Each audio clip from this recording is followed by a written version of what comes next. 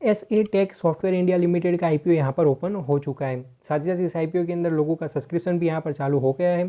तो आज की इस वीडियो के अंदर मैं आप लोगों को डिटेल में एनालिसिस करके बताऊंगा कि ये आईपीओ कैसा है, कंपनी कैसी है, कंपनी के फाइनेंशियल फंडामेंटल कैसे हैं, और साथ ही साथ वीडियो के एंड के अंदर मैं यहाँ पर आपको मेरा पर्सनल ओपिनियन भी दूंगा कि क्या आपको ये आईपीओ अप्लाई करना चाहिए या तो फिर आपको इसे अवॉइड करना चाहिए।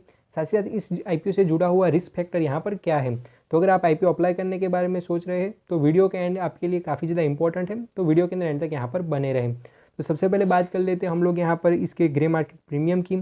तो कुछ 70 रुपीज़ का ग्रे मार्केट प्रीमियम चल रहा है, जिसके चलते हमें यहाँ पर कुछ 119% की लिस्टिंग इनकी एक्सपेक्टेशन देखने को मिल रही है, जिसके चलते रिटेल कैटेगरी के अंदर आपको एक लॉट के ऊपर कुछ 1,40,000 रुपीज़ का प्रॉफिट यहाँ पर देखने को मिल सकता है। तो नो डाउट अभी तो आईपीओ की कंडीशन काफ़ी ज़्यादा अच्छी देखने को मिल रही है, लेकिन कंपनी को अब समझने की कोशिश करते हैं। तो मैं आप लोगों को यहाँ पर आईपीओ से रिलेटेड इंपॉर्टेंट डेट्स और डिटेल बताता हूँ। आईपीओ जो वो यहाँ पर 26 जुलाई के दिन ओपन हुआ था, वहीं यहाँ पर 30 जुलाई के दिन ये आईपीओ यहाँ पर क्लोज हो जाएगा। अगर बात करें प्राइस बैंड की तो यहाँ पर 56 रुपीज़ से लेकर 59 रुपीज़ पर शेयर का प्राइस बैंड रहेगा। वहीं 2000 शेयर्स का यहाँ पर एक लॉट रहने वाला है। वहीं अगर हम लोग बात करें टोटल इशू की तो 23 करोड़ का टोटल इशू है और सारा का सारा फ्रेश इशू है। तो ये भी अच्छा देखने को मिल रहा है कि भाई आईपीओ का साइज़ भी छोटा है, साथ साथ जितना इशू है वो सारा का सारा हमें फ्रेश इशू देखने को मिल रहा है। अब मैं आप लोगों को दूसरी इंपॉर्टेंट डेट्स बता देता हूँ। तो भी 30 तारीख को यहाँ पर आईपीओ जब क्लोज होगा तो उसके बाद में 31 तारीख को आपको बेसिस ऑफ अलॉटमेंट पता चल जाएगा कि भाई क्या आपको आईपीओ लगा है या तो फिर आपको आईपीओ नहीं लगा है। वही जो इनिशिएशन ऑफ रिफंड और credit of shares to demat account है, दोनों ही 1 अगस्त के दिन होने वाले हैं। तो अगर आपको आईपीओ लगेगा तो ये 1 अगस्त के दिन आपको सारे के सारे शेयर्स मिल जाएंगे। वहीं अगर आपको आईपीओ नहीं लगता है तो 1 अगस्त के दिन ही आपके सारे के सारे पैसे यहाँ पर अनब्लॉक हो जाएंगे। वही इसका जो लिस्टिंग है वो 2 अगस्त के दिन होने वाला है। तो 2 अगस्त के दिन देखने को रहेगा कि भाई क्या लिस्टिंग गेन हमें देखने को मिलता है। अगर हम बात करें कैटेगरी वाइज लॉट साइज की और इन्वेस्टमेंट अमाउंट की, तो रिटेल कैटेगरी के अंदर आप सिर्फ और सिर्फ एक लॉट के लिए ही अप्लाई कर सकते हो, जहाँ पर आपको 2000 शेयर्स मिलेंगे और जो आपकी इन्वेस्टमेंट है वो 1,18,000 रुपीज़ की हो जाएगी। वहीं एचएनआई कैटेगरी के अंदर मिनिमम 2 लॉट के लिए अप्लाई करना पड़ेगा, 4000 शेयर्स मिलेंगे, जो इन्वेस्टमेंट है वो 2,36,000 की हो जाएगी। अब बात करते हैं प्रमोटर होल्डिंग की। आईपीओ से पहले प्रमोटर होल्डिंग 79% की थी। आईपीओ के बाद में प्रमोटर होल्डिंग क्या रहेगी उसकी इन्फॉर्मेशन हमें यहाँ पर नहीं दी गई है। अब बात कर लेते हैं सीधे ही कंपनी की।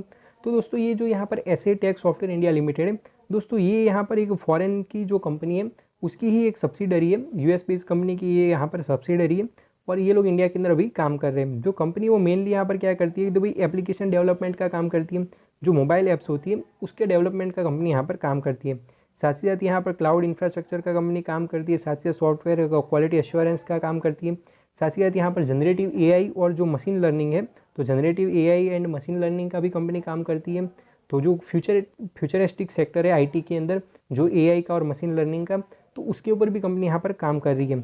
और साथ ही साथ कंपनी यहाँ पर डेटा साइंस एंड एनालिटिक्स का भी काम करती है। तो ओवरऑल कंपनी का सेक्टर और बिजनेस हमें काफ़ी ज़्यादा इंटरेस्टिंग और ग्रोथ पर्सपेक्टिव वाला हमें देखने को मिल रहा है।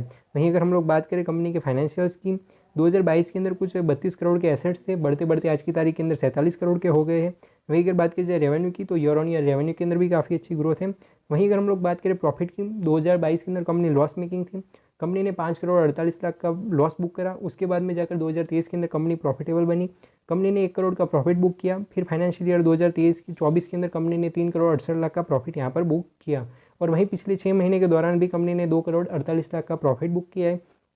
तो ओवरऑल कंपनी की ग्रोथ और परफॉर्मेंस हमें काफ़ी ज़्यादा अच्छा देखने को मिल रहा है। भाई कंपनी प्रॉफिटेबल है तो ये भी एक अच्छी चीज़ यहाँ पर हो जाती है। भाई जो नेटवर्थ की ग्रोथ है वो काफ़ी ज़्यादा अच्छी है। वही रिजर्व्स और सरप्लस के अंदर कुछ खास ग्रोथ हमें देखने को नहीं मिल रही है। वहीं अगर कंपनी की बोराइंग को समझने की कोशिश की जाए तो 2022 के अंदर 19 करोड़ की बोराइंग थी, जो कि बढ़कर आज की तारीख के अंदर 21 करोड़ की हो गई है। तो कंपनी की बोराइंग हमें काफ़ी ज़्यादा हाई देखने को मिल रही है, प्लस बोराइंग हमें बढ़ती हुई यहाँ पर नज़र आ रही है। और अगर हम लोग डेट टू इक्विटी रेशियो के चलते अगर बोराइंग को समझने की कोशिश करें तो 1.49 की डेट टू इक्विटी रेशियो है, मतलब कि भाई बोराइंग थोड़ी सी हमें ज़्यादा देखने को मिल रही है। वही जो ROC है वो कुछ 11% का है, तो ये भी हमें डिसेंट सा देखने को मिल रहा है। वहीं रिटर्न ऑन नेटवर्थ हमें अच्छा देखने को मिल रहा है। वहीं अगर बात कीजिए कंपनी की वैल्यूएशन की तो हमें यहाँ पर कुछ 14 का PE रेशियो देखने को मिल रहा है। वहीं अगर हम लोग कंपनी का पीयर कंपेरिजन करें तो हमें आप लोग यहाँ पर देख सकते हो कि अंदर जो PE रेशियो 50 का देखने को मिल रहा है, बाहर 14 का PE रेशियो था, तो हम लोग एवरेज 40 का भी मानकर चलते हैं तो भी सेक्टर के कंपेरेटिवली कंपनी की वैल्यूएशन हमें थोड़ी सी फेयर देखने को मिल रही है। वहीं अगर बात की जाए ऑब्जेक्ट्स ऑफ द इशू की तो भाई कंपनी जो यहाँ पर अपनी बोरिंग्स वगैरह को कम करना चाह रही है, उसके लिए IPO लेकर आई है।